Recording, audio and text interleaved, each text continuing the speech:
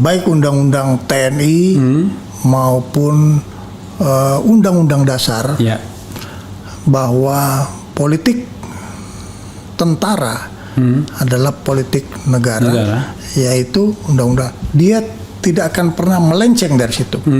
Nah, ini yang harus diwaspadai. Saya menyampaikan kepada teman-teman saya yang masih aktif bahwa kata politik itu menggelitik bagi kita yang profesional. Itu. Oleh karena itu, pegang teguh apa yang tersirat di dalam Sabta Marga dan Sumpah Prajurit. Itu. Sebab ini adalah kunci dasar. Itu. Dan kalau kita tidak waspada, kita bisa terbawa. Dan ada 1-2 orang yang terbawa. Saya senang mendengar aja. Ada 1-2 orang yang terbawa ya. Dan secara institusi nggak terbawa. Tapi kalau 1-2 orang itu memegang institusi kan gawat juga. Diberi kesempatan untuk mengesahkan rancangan Undang-Undang Republik Indonesia tentang perubahan atas Undang-Undang Nomor 34 tentang Tentara Nasional Indonesia. Pimpinan dan anggota DPR RI yang terhormat. Atas nama pemerintah, kami mengucapkan terima kasih kepada pimpinan dan seluruh Komisi 1 DPR RI, serta seluruh fraksi DPR RI, dan para pimpinan dan seluruh anggota DPR RI atas segala perhatian, dukungan maupun partisipasinya di dalam menyelesaikan proses pembahasan Rancangan Undang-Undang Republik Indonesia tentang Undang-Undang Nomor 34 tentang TNI.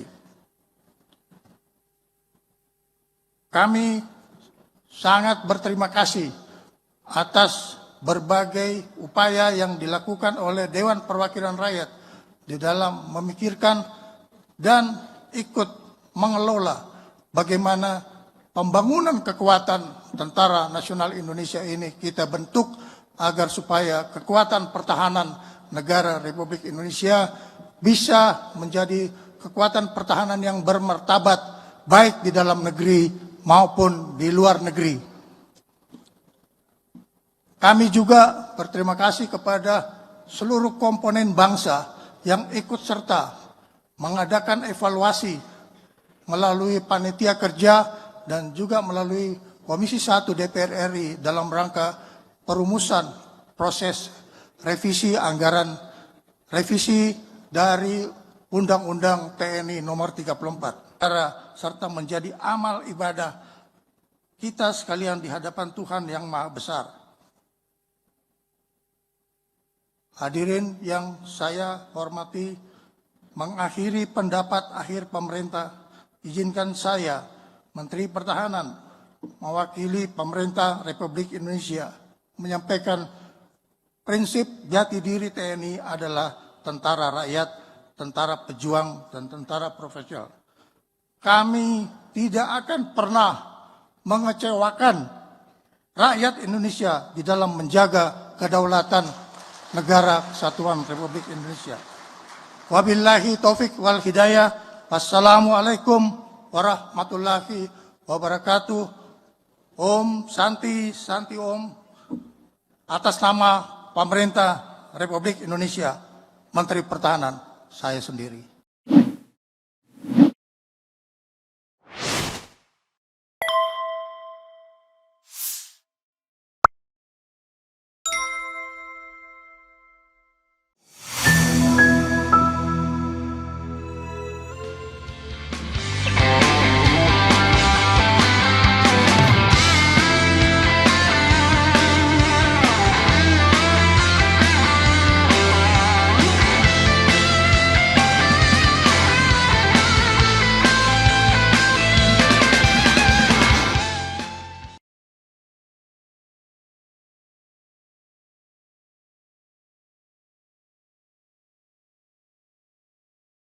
Saya memang tidak terjun secara organisasi, ya. Tapi saya melihat bahwa negara kita ini masih bisa maju. Kita masih punya potensi 270 juta. Kita masih mempunyai potensi sumber daya alam. Ya, oleh karena itu kita memerlukan pemimpin yang nasionalis religius untuk meneruskan apa yang sudah dicapai oleh Presiden Jokowi sekarang. Itu. Jadi itu yang menginspiring saya untuk ikut. Dan saya melihat Pak Prabowo mempunyai niat, dan kalau dapat kesempatan dan Tuhan berkehendak, insya Allah dia akan terus melanjutkan apa cita-cita dari para pendahulu kita. Ini karena Pak Sap mengenal baik Pak Prabowo atau karena Pak Sap teman Pak Prabowo? Ini mohon maaf, keduanya kan kurang lebih sama. Saya dua-duanya. Dua-duanya ya. Itu teman iya, tapi mengenal baik juga iya. Gitu. Tapi banyak orang yang kemudian menduga macam-macam dengan Pak Prabowo ya. Iya. Karena profilingnya itu kan profiling pertama adalah profil dari menantu penguasa Orde Baru, kan begitu. Kemudian juga termasuk jenderal yang tajir, ini mohon maaf Pak Prabowo ya padanya saya kan. Kemudian sekarang ini bergabung dengan pemerintahan Presiden Jokowi yang banyak mengecewakan orang karena mereka berharap Pak Prabowo memimpin oposisi dalam tanda kutip ya. Tapi tentu Pak Prabowo punya sikap sendiri, mungkin juga Pak Saf gitu. Nah, terhadap sepak terjang Pak Prabowo selama ini, dia Pak Saf ada keberatan atau Pak Saf melihatnya sesuatu yang justru strategis? Saya kira kita mesti lihat dari aspek strategi. Ya, bagi seorang militer, dia memegang prinsip asas-asas yang berlaku di dalam suatu peperangan, yaitu memegang teguh tujuan. Dan tujuan itu harus memiliki strategi. Dan strategi itu harus memiliki pemusatan kekuatan. Tetapi dalam menjalankan strategi, maka harus penuh dengan kewaspadaan. Jadi berbagai macam polemik itu hal yang biasa terjadi, ya. Dan tentunya pro kontra itu manusia tidak ada yang sempurna. Ya, jadi saya berpendapat hal itu normal. Saya mengatakan bahwa kalau tidak kenal maka tidak sayang. Ya, jadi saya mengenal, saya mengenal dengan baik. Tidak ada manusia yang sempurna, tetapi saya tahu bahwa nasionalisme, patriotisme, dan semangat membela konstitusi itu selalu melekat sejak dia letnan. Dan saya tahu betul itu. Pak Saf satu angkatan di Akmil? Ya, saya di Akmil, beliau lebih dulu. Lebih dulu 1 tahun? Kemudian kami lulus bersama-sama. Oh, sama-sama 74 ya? Tapi di Akmil kita sempat bersama-sama di dalam pangkat dan tingkat.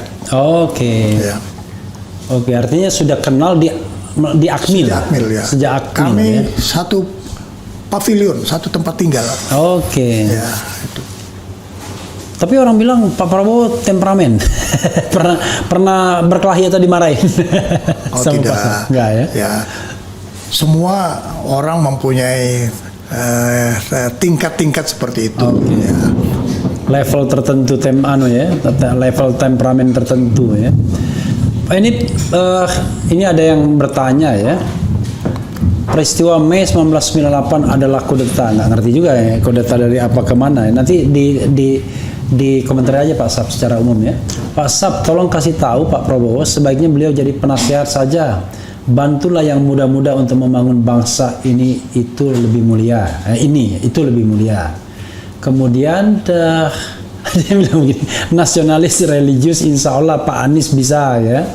Pak Safri, apa tujuan Prabowo ikut gabung ke Jokowi?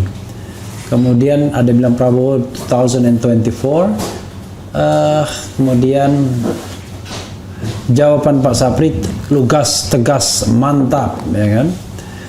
Oke, kemudian ada yang bilang tolong tanyakan KM 50 gitu. Kemudian nih baru jenderal bukan yang kayak sekarang nurunin baliho sama joget-joget sambil ngopi ya. Allahu Akbar. Saya nggak nyebut nama tapi pasti kita tahu semua kan. Pak Sap silakan komentarin secara umum ya. Ya. Ini ada juga nih katanya Pak Jenderal Safri Samsudin inilah James Bond-nya Indonesia. Ada juga yang bilang begitu ya. Mudah-mudahan ada lagi TNI seperti beliau walaupun aku tahu dari sejarahnya saja. Oke, gimana?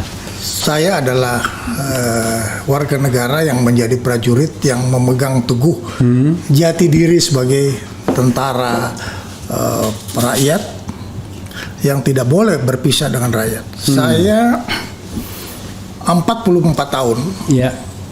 dibiayai oleh rakyat. Oke. Ya.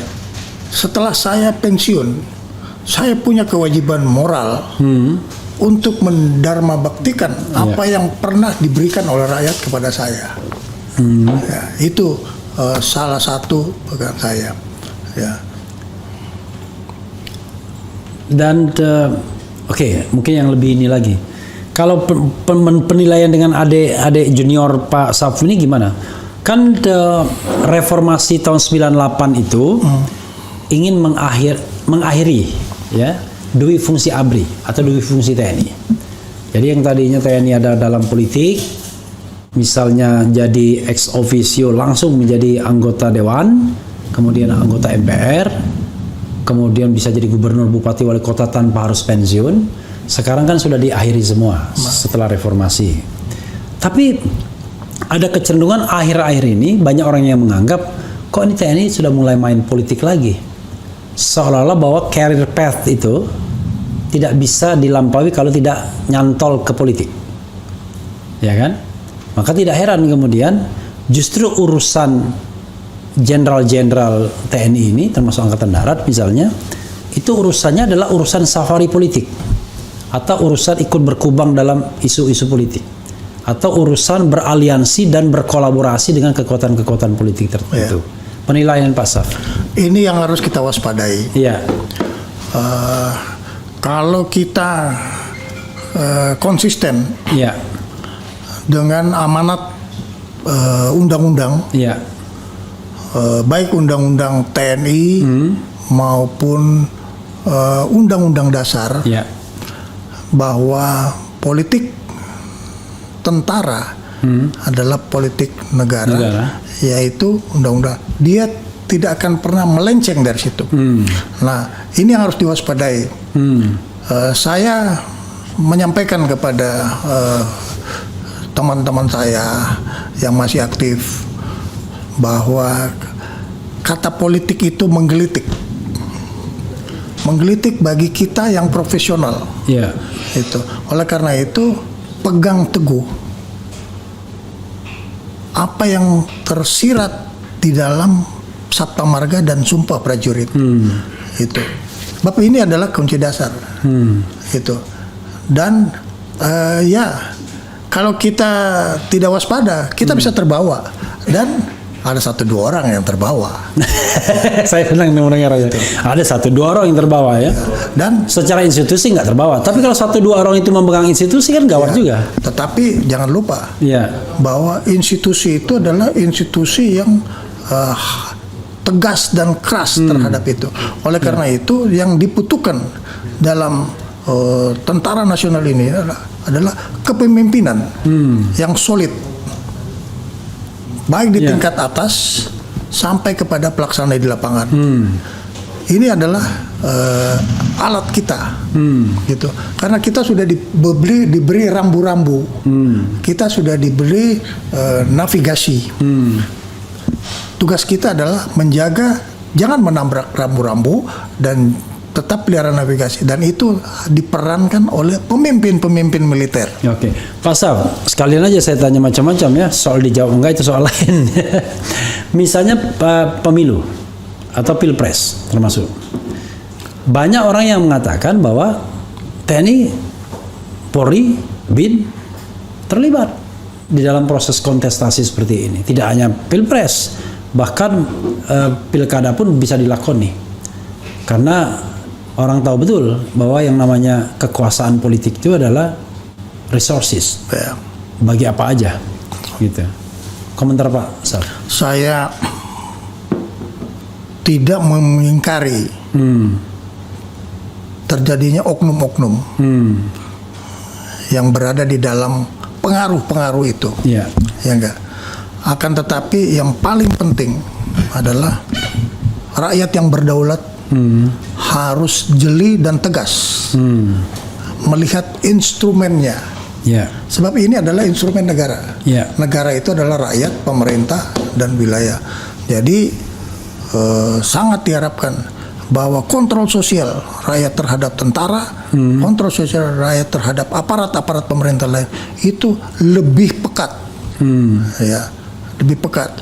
Sebab antara kedaulatan rakyat dengan pelanggaran-pelanggaran itu kadang-kadang kecil sekali batasnya. Oleh karena itu kedaulatan rakyat harus ditampilkan di depan untuk bisa menjadi panglima terhadap kemungkinan pengaruh aparat-aparat terhadap politik. Kita tahu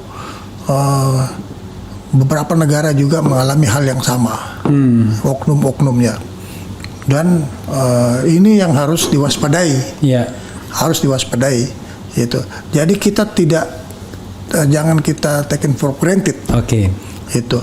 Oleh karena itu kontrol sosial media terhadap tentara, militer itu sangat penting. Oke. Sangat penting.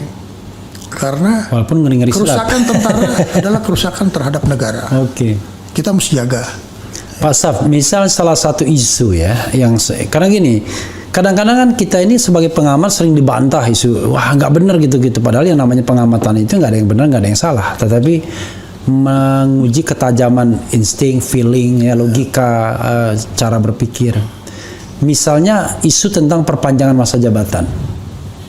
Masa jabatan perwira, ya kan? Yang tadinya 58 ingin 60 misalnya, perwira tinggi. Kan terlihat betul. Begitu ada tentara yang katakanlah diangkat sebagai panglima, diangkat sebagai katakanlah bintang 4, segera politik mengerumuni kan, langsung dicap, wah ini untuk jadi presiden masa depan, untuk jadi presiden sekarang, wakil presiden dan lain sebagainya. Padahal dia sendiri masih aktif. Ada dua hal yang ingin saya tanyakan. Apa nggak perlu itu namanya jedah TNI dalam masuk politik. Jadi jangan sampai pensiun hari ini langsung dia berpolitik praktis, atau bahkan belum pensiun maksa pensiun. Untuk itu satu poin. Nah, poin kedua adalah ya soal menjaga profesionalisme TNI ini agar jabatan-jabatan itu tidak digantungkan pada relasi politik yang kita dengarkan hari ini. Salah satunya adalah ya misalnya tadi ketika ada isu pensiun mau diperpanjang misalnya, kan orang selalu berimajinasi kan, wah ini kepentingan siapa ini, ya kan? Apa kepentingan orang yang saat ini barangkali mau pensiun, ya kan? Nah, yang seperti itu kan memprihatinkan, Pak Zab. Apa jalan keluarnya? Memang kita mesti lihat dulu konstelasi militer secara universal. Iya. Ya. Kalau kita lihat pemimpin militer secara operasional itu memang seperti umpamanya Singapura, mereka sudah memperpanjang masa umurnya. Iya. Di negara lain ada yang umur 60 tahun, ada 62 tahun. Iya. Nah, kita memang juga perlu memikirkan. Iya. Tetapi kita jangan mencampur adukan. Iya. Bahwa kita ingin memperpanjang umur, tapi untuk mengoptimalkan resources untuk mission. Iya. Ya. Nah, terkadang ini tergelitik. Iya. Dengan satu isu-isu, dan mohon maaf, Iya. kadang-kadang politisi kita juga genit juga. Iya, iya. Melihat ini, ya padahal. Tidak hanya politisi, netizen, masyarakat juga genit juga. Ya. Nah, Belum apa-apa baru dilantik sudah bilang cocok jadi calon presiden, itu kan dia. kira-kira begitu. Jadi ini sebetulnya berpengaruh kepada figur kita, itu. Kalau di tempat lain nggak ada, karena setelah pensiun dia istirahat dulu berapa tahun, baru masuk politik. Amerika umpamanya, Colin Powell dia setelah pensiun dia 2-3 tahun istirahat baru dia bergabung. Itu aturan atau etika? Itu adalah internal etika. Oh, internal etika ya. Internal etika yang dibuat. Nah kita kadang-kadang tergelitik hal-hal itu. Tapi kuncinya adalah personal integration dari pemimpin kita. Itu. Soalnya orang kan khawatir kalau misalnya tidak ada jeda, istilah mungkin masa probation ya, probation period. Kalau nggak ada jedahnya itu, maka bisa saja dia menggunakan resources ketika aktif untuk persiapan. Iya. Kan berbahaya jadinya, menarik-narik TNI dalam politik akhirnya. Ada satu hal, Bung Refli, yang kadang-kadang masyarakat tidak begitu memperhatikan. Seorang militer, apapun jabatannya, begitu dia lepas dalam jabatan itu, apalagi pensiun, nol, kembali ke zero dia punya strong. Iya. Apakah dia mantan panglima? Apakah dia mantan komandan? Iya. Ya. Ini bukan tahun 50. Iya. Karena di tahun 50, kalau saya jadi komandan batalion, seluruh suku saya ikut. Iya. Nah, saya kira di mana-mana tuh, di Padang, di mana terjadi. Nah, tapi sekarang tidak. Kita terdiri dari berbagai macam suku yang mempunyai etika. Jadi kalau kita sudah pensiun, lepas dari jabatan, belum pensiun, lepas dari jabatan, Hilang semua. Hilang dalam arti kata yang tinggal satu, dignity. Dignity ya, martabat. Ya, martabat. Jadi pada saat dia menjabat, dia tidak memelihara martabat. Begitu dia sudah tidak menjabat, orang tidak akan memperhatikan dia lagi. Oke. Ya, dan itu penting sekali. Jadi jangan kita menyalahgunakan wewenang yang bisa mengorbankan dignity, kehormatan. Sebab kehormatan itu yang membawa kita ke liang kubur. Iya. Penghormatan selesai pada saat kita tidak lagi menjabat.